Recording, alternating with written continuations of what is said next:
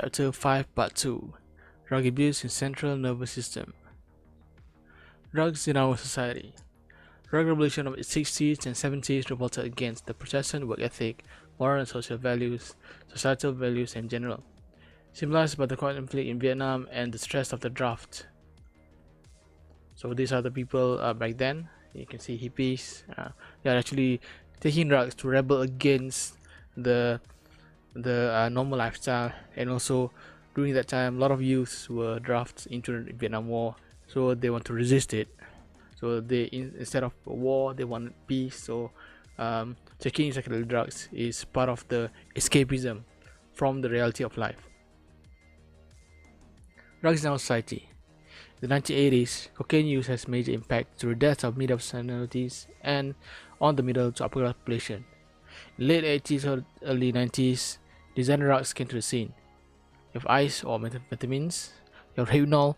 Rohypnol was used as an insomnia treatment and sometimes used as a spike drink. So the people put the pills into drinks so that the drinker would kind of collapse and they can take to the home.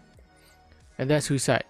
Taking a lot of sleeping pills, like one jar at a time or one bottle at a time, can actually stop your heart. MDMA, ecstasy or Molly. All of these are actually regarding the same chemical, which is called MDMA, the scientific name. Molly is named in US and Mandy is named in UK. So the thing is, for MDMA, this drug is actually developed as a psychic weapon. So back in the 60s, people had this conspiracy where Russians are sending psychic spies. They are actually using psychic power to spy on Americans. So the American DARPA, the research wing of the army, tried to counter this by creating a drug that can actually cause hallucinations. So they actually use the drug intentionally to give psychic powers to the test subjects, but it actually didn't work. And one of the scientists, he tried it, and then he said that this is actually quite pleasurable, so he leaked it out. So that's why it is now used as a recreational drug. And then in 1980s, you have pure heroin, because lab technology has improved and people actually can extract more lethal or more potent heroin per gram. Classification of drugs. Non-psychotic drugs, which is substances that do not directly affect the brain when taken in normal doses. For example, vitamins, antibiotics, or topical skin preparations. Psychoactive drugs, they affect brain functions, mood, and behavior. They are divided primarily on the basis of psychological and physiological effects.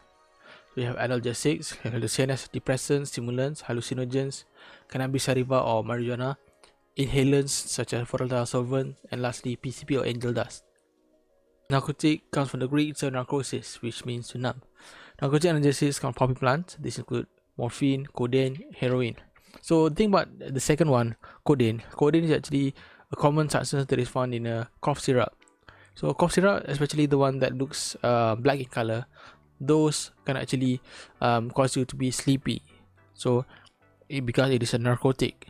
So the thing is, a lot of babysitters, sometimes they really do not want to deal with the child because the child is so naughty or too noisy, so they would just slip the cough syrup into the milk of the baby or the kid so that they will sleep.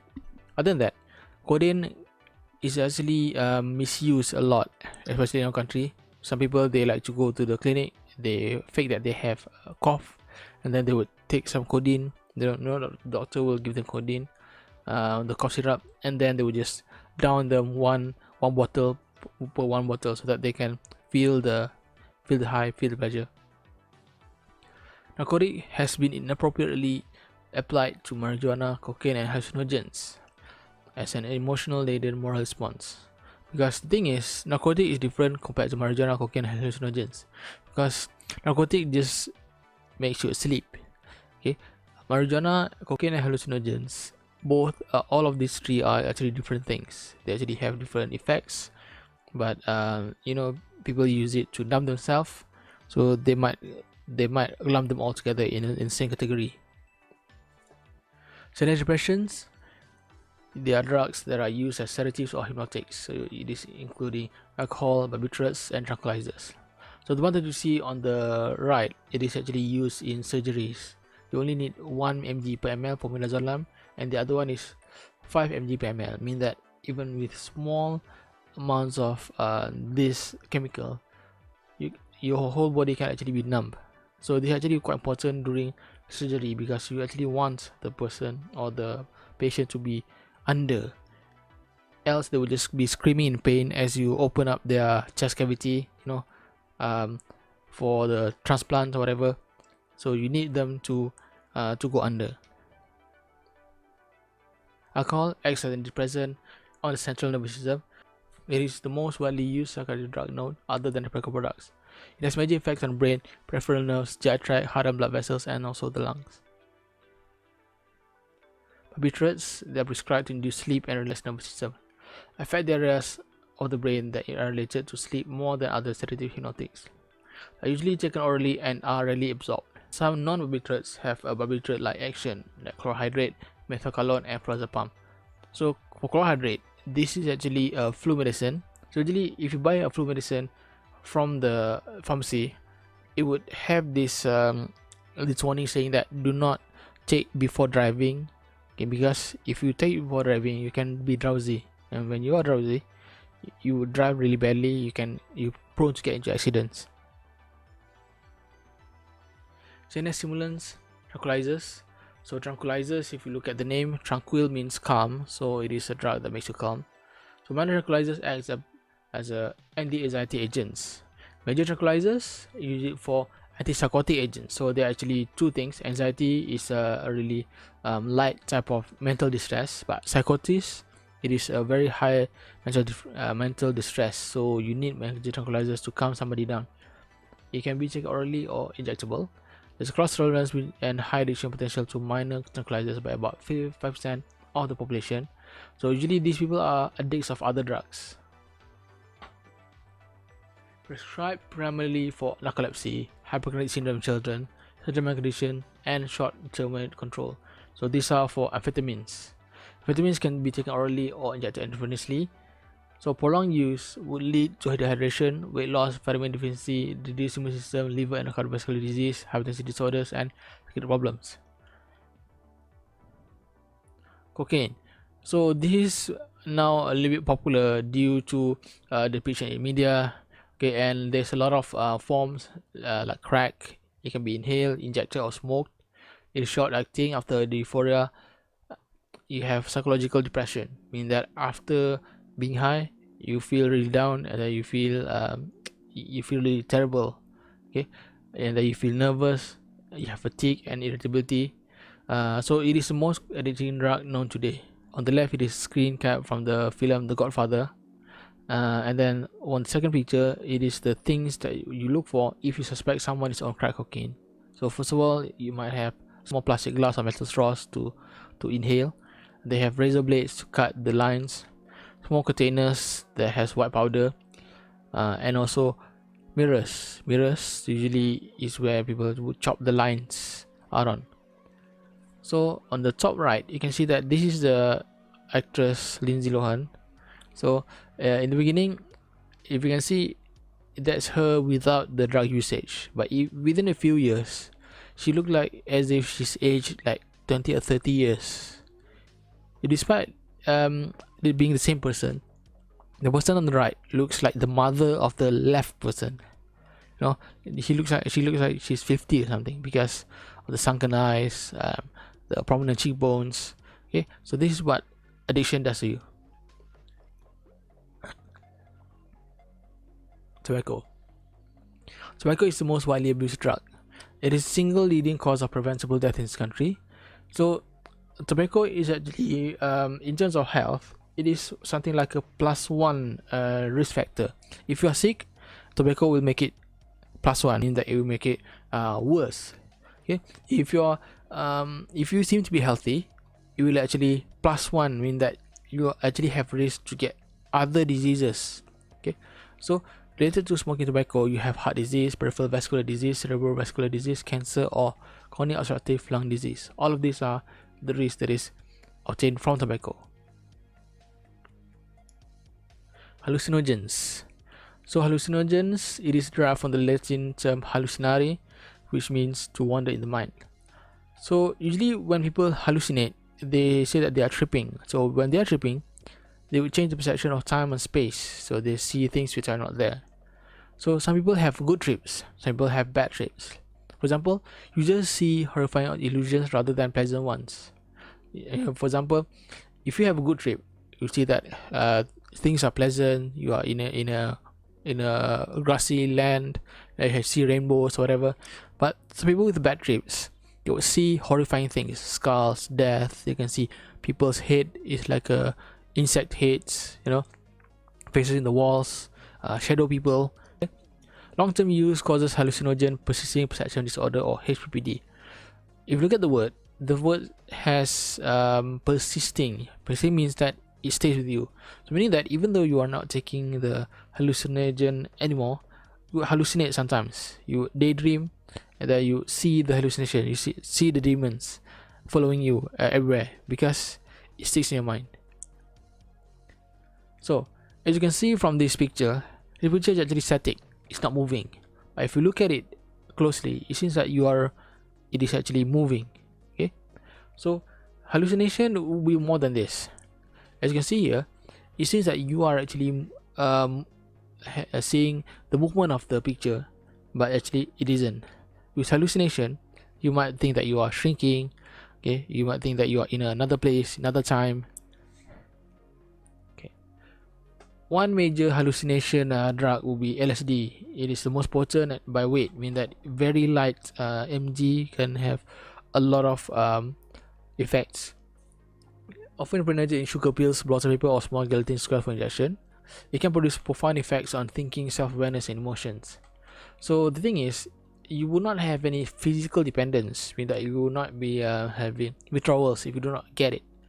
But you might have psychological dependence, meaning that things will be in your mind, things will be quite boring without it, and you feel really down without the LSD, something that you can enjoy with. So this is you can see that from this picture, it can symbolize the abstraction of the cat. Okay, from a real cat, it becomes something that's more abstract, more otherworldly, and in the end, it doesn't look like a cat anymore. So this actually mirrors what people with LSD would feel or would see. Something that they actually perceive is much more abstracted compared to what we actually see. Cannabis sativa or marijuana. So cannabis refers to any product of the plant Cannabis sativa. It can be smoked in hand rolled cigarettes or joints. High potency marijuana is usually smoked in a water pipe called bong. Effects include relaxation, heart rate increase, drowsiness, dry mouth and throat, bloodshot eyes, impaired short-term memory, altered state of mind, or time and space, and dilated pupils. So the aftermath of marijuana is usually craving for crunchy food, meaning that you're having the munchies. So from this comic, you can see that this person watching TV was stoned, and then time passes, and then he became a glacier. So for stoners, time moves slowly. And then on the right, you can see that there are two friends sitting around the campfire. So both of them are actually being stoned, and then the friend asked what would happen if they threw the lighter in the fire. So they did, and then out of nowhere, suddenly the lighter exploded. So what does it mean? It means that while you're being stoned, it actually causes you to impair judgment. You don't think something that is good or bad, you just do it. So judgment will be out of the window. Physical effects: you have breathing problems. So when a stoner tries to use a bong, so they will inhale the vapors from it. So it's like breathing in smoke. The smoke itself, it can irritate the lungs and cause you to have something like COPD. Okay, it will irritate your lungs, causing your lung to bleed out a lot of mucus. So it is similar to what people who smoke tobacco would have. And because of the mucus, you might have daily cough, phlegm, more lung illness and high risk of lung infections. And you might have also increased heart rate. Other than that, it is well known that being stoned actually causes the baby's IQ to become lower, and also the sperm would not function very well for a stoner. So there is actually a new research saying that the sperm of a stoner would not swim in a straight line. It would just twirl around, and around. It would never be probably reaching the ovum at that rate. Mental effects. You might have temporary hallucinations, which is sensation that and images that seem real, though they are not. And stoners usually have this thing where they would think that the cops are outside, the cops are after them, somebody is trying to rat them to the police, the parents are the police or something. So it is paranoia. So paranoia means that you have extreme and unreasonable distrust of others. Mostly symptoms in patients with schizophrenia. So when you're schizo, you cannot tell whether something is in your mind or in real life. So with being stoned, it will actually make it much more worse. Okay, marijuana use has also been linked to other mental health problems such as depression, anxiety, and also suicidal thoughts among teens. Effects on life. Compared to non-users, heavy marijuana users more often report the following: lower life satisfaction, poorer mental health, poorer physical health, and more relationship problems. And users will also report less academic and career success. For example, marijuana use is linked to higher likelihood of dropping out of school because people rather be high rather than going into class. Also, being stoner will cause a lot of absences. You don't come to work, and also accidents, and also injuries. Mean that while you are stoned, you are not fully there. Your body is there, but your mind is not there. In that whatever you do, you don't have the complete concentration to actually do your job. Inhalants. Various solvents, aerosol, and other gases are inhaled to get high. You have glue, you have molded cement, fingernail polish removers, anything that can that is able to create any gas, and alcohol based usually would be the inhalant that addicts would try to inhale. Other than that, jengkang wakadang can also be inhaled. Effects include a feeling of well-being, dizziness, illusions, giddiness, time and space distortions, feelings of floating, and elevated mood.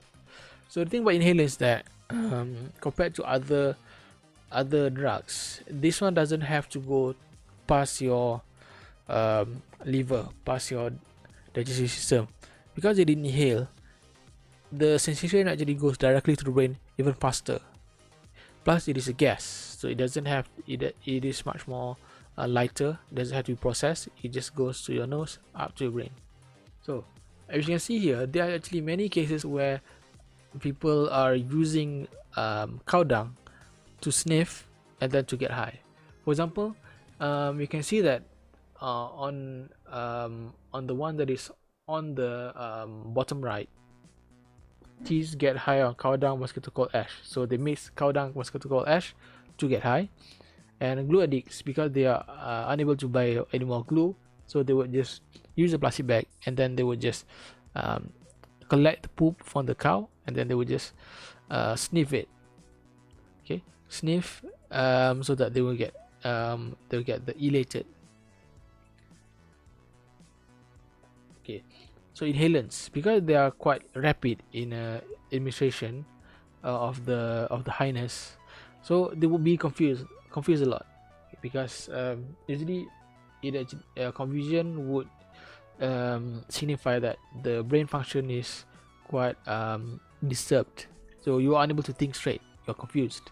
Okay, other than that, the sniffer will also be a little bit drunkenness. So with drunkenness, they would talk in a very slurred way, they will be numb, they have runny nose because it irritates the inner line of the nose.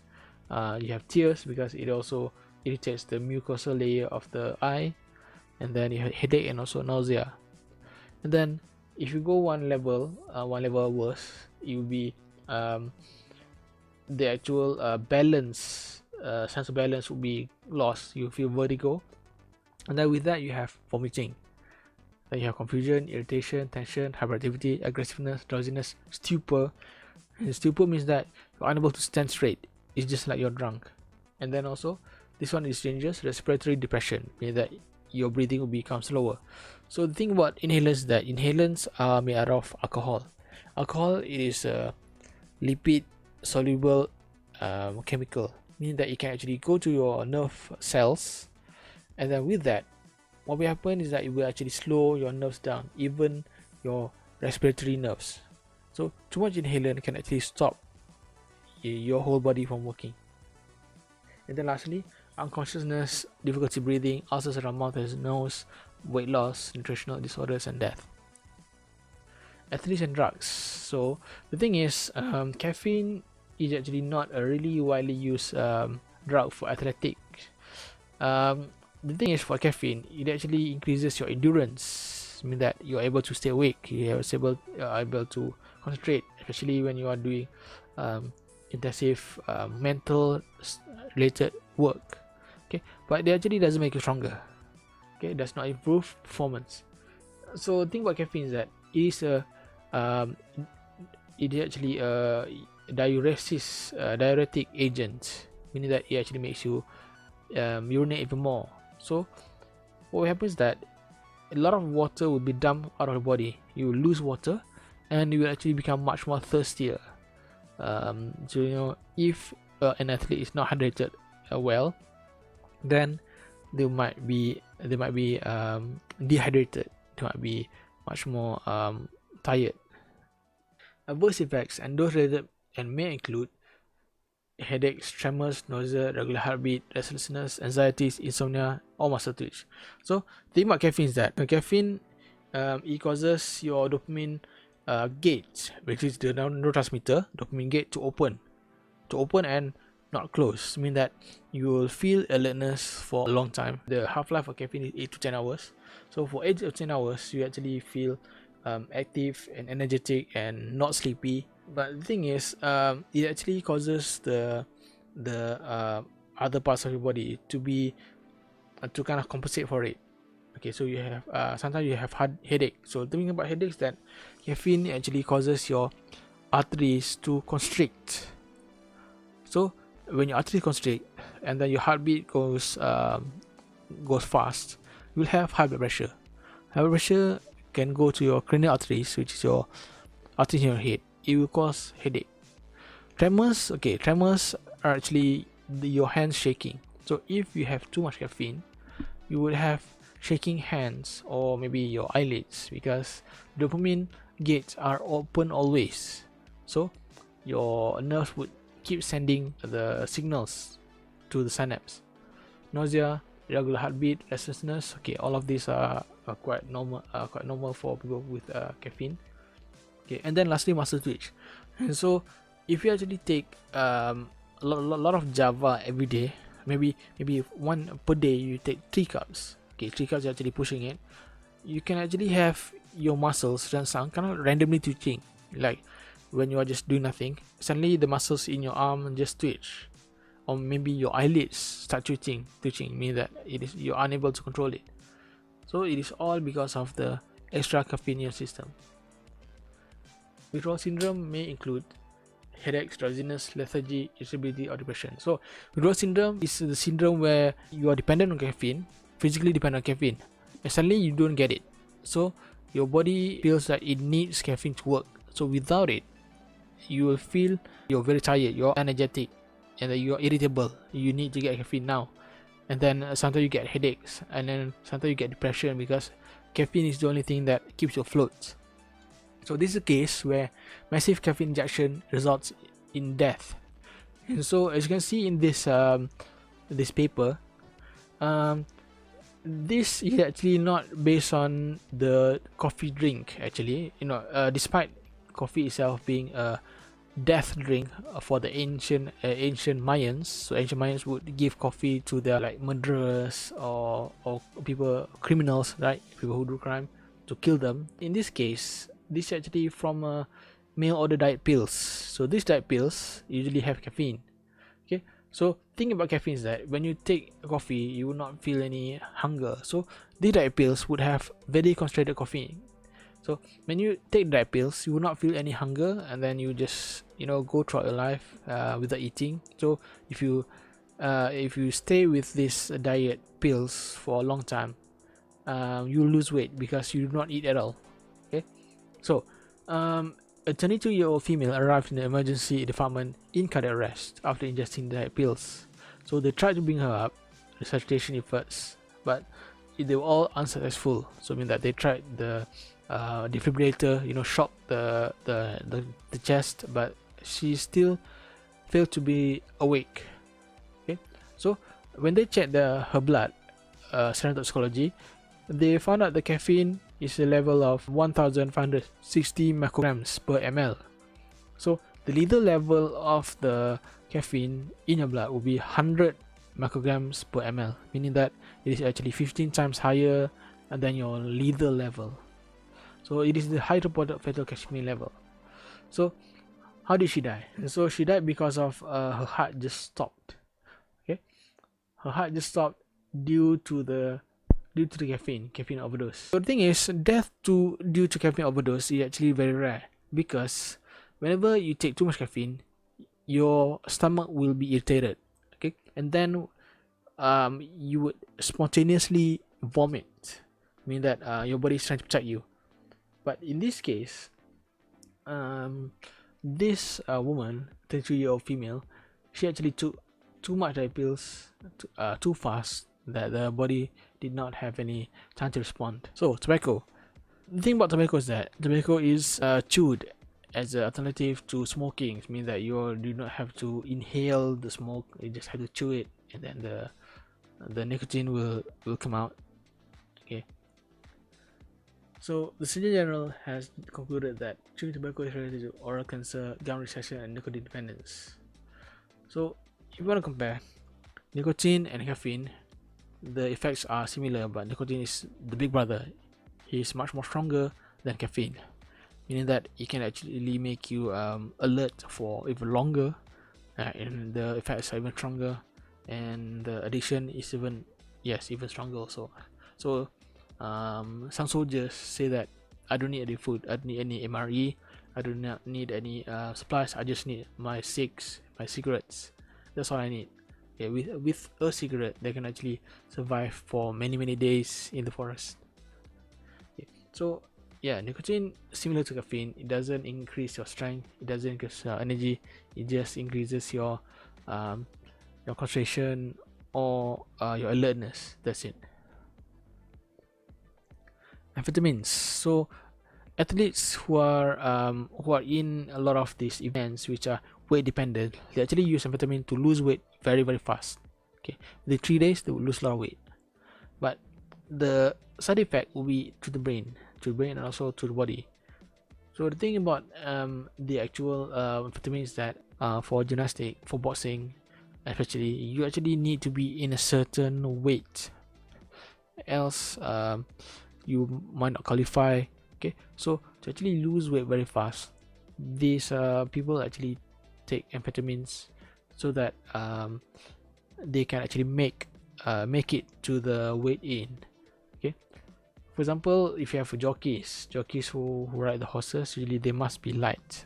Usually they are kids, they are teenagers, but if they are too heavy, then you weigh down the horse. Gymnasts also need it. Boxers, we know, because boxers have classes. You have heavyweight, you have welterweight, you have lightweight.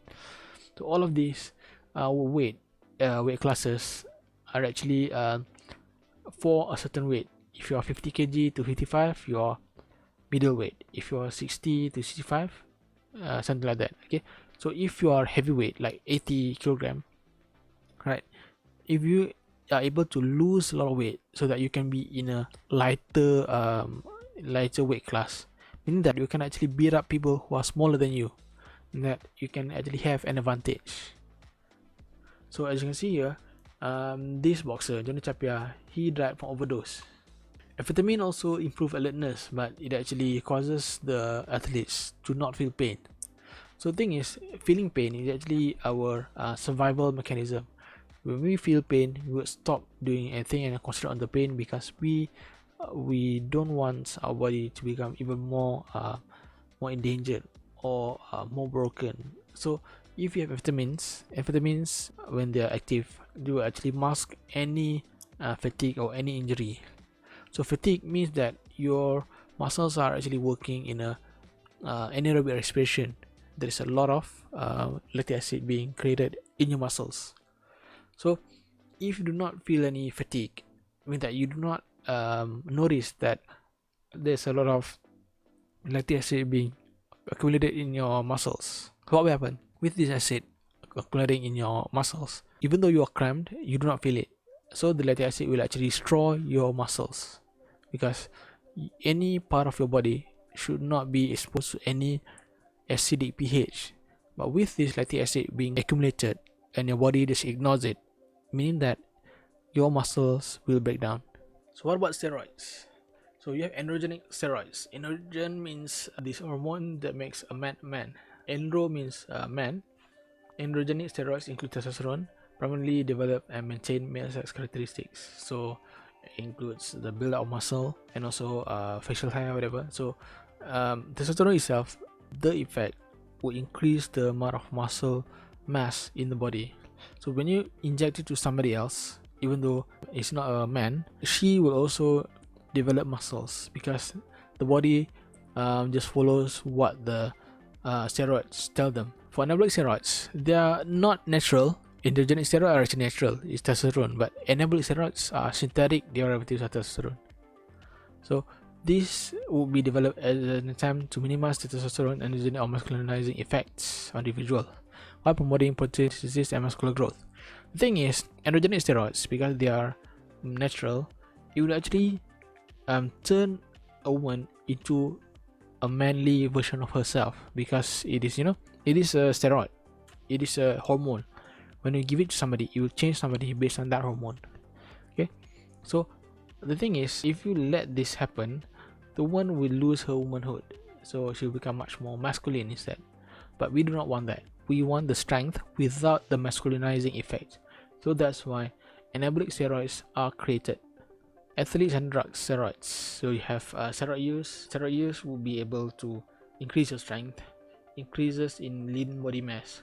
In your body composition, your weight can be divided into three: from water, from fat, and also from muscle. So lean body mass means that more percentage on the muscle, less percentage on the water weight or the fat weight. If you have steroids, steroid gives you strength. It can increase the ability to perform high intensity training sessions. What are the adverse effects of steroid use? You have heart disease, high blood pressure, production of high density lipoprotein that is remove cholesterol, and cellular growth. In men, you have liver and kidney damage, because you need any steroids will be have to processed in the liver or kidney. It will affect the body, and then it must be dumped. If there is too much to be dumped, then liver and kidney would break down. Breast development, or called the gynecomastia, is actually based on homeostasis. If you have too much testosterone, the body will actually try to compensate that by creating more estrogen to fight testosterone.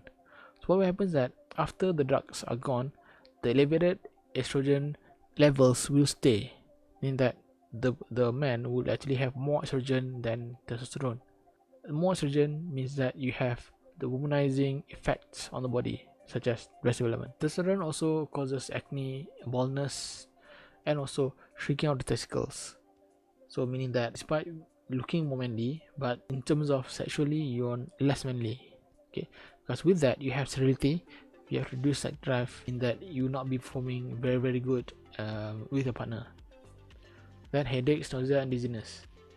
Adverse effect on women, you have infertility, clitoral enlargement, breast atrophy. So all of these are similar to that you see on the bottom, meaning that the person is being masculinized.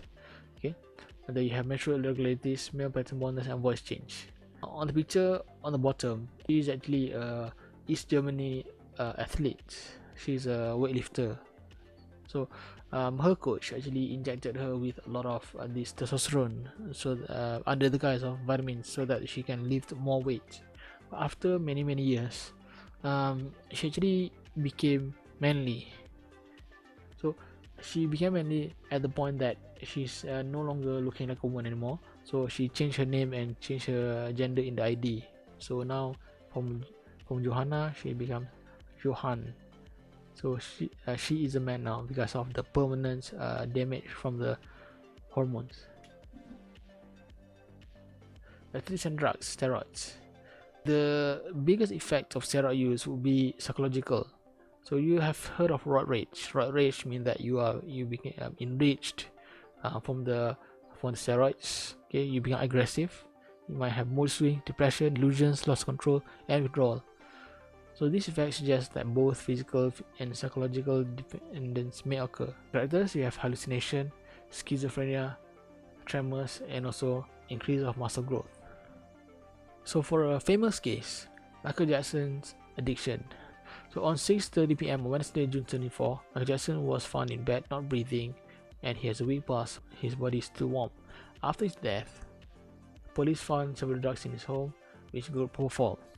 So propofol is actually used by surgeons to keep the patients under. It is very powerful. 1 drop or 1 mg can actually cause you to just fall asleep, fall into something like a unconscious coma. But this artist actually takes them every day. So why is it? He was a workaholic.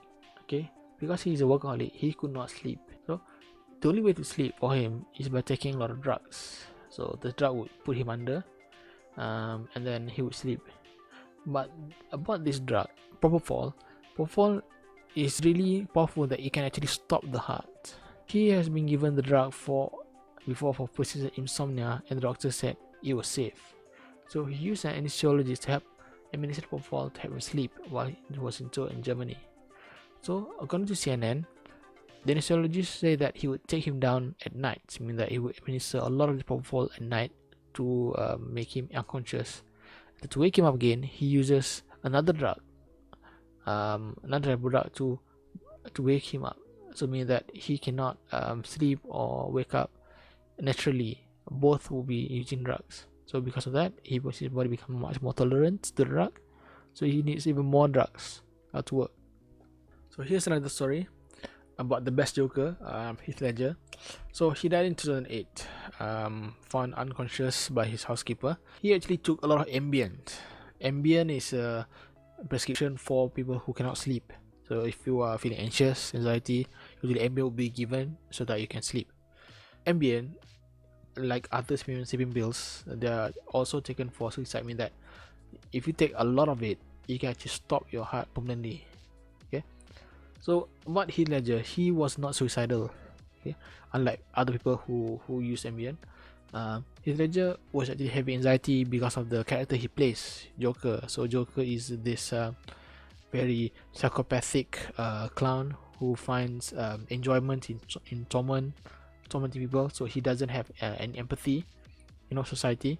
So in The Dark Knight, he played Joker. So Joker is a very powerful character. So the thing is, Heath Ledger is a method actor. So when he is assigned with a character, he becomes the character. Okay, he literally becomes it so that he can deliver the lines or the role very well. He told the Times, "Last week I probably slept an average of 2 hours a night. I could not stop thinking, but it was exhausted and my mind was still going." So because of that, because of his dedication to the craft, he's unable to sleep. So to sleep, he actually took a lot of Ambien. So he overdosed, and also he have other prescription drugs found in his system post-mortem. Mean that all of these drugs are not, the drug addicts type of drugs. They are actually given by doctor. So he took them all, and then it stopped his heart forever. So the coroner report rules his death as an accident.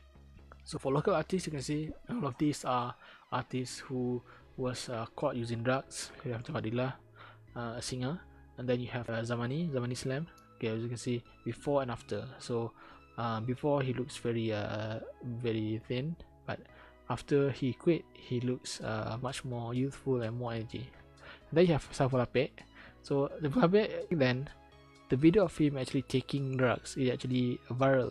Okay, people used to share some 3GPs of him taking taking shabu, taking cough syrup, the black cough syrup. He take it with a fellow comedian called Yasin. So the thing is, back then he was known as funny man. A lot of times in scenario he didn't actually follow the script. He actually uses his own improvised comedy, so it's quite funny. In some cases, a lot of the action that he does is very odd. At one point, people would ask, is he actually high on something? So I mean that during that time he was taking drugs. So these are feelings about drug abuse. So as you can see here, the first one is quite tragic. So Requiem of Dream, it stars Leto. So as you can see, this is him when he was younger. So with Jennifer Connelly.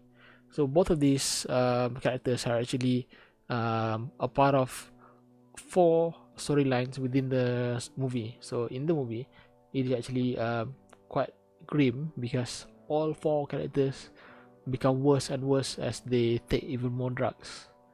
So you have Jared Leto's character. He is a young hustler. He wants to be rich at a young age, and his girlfriend wants to open a boutique.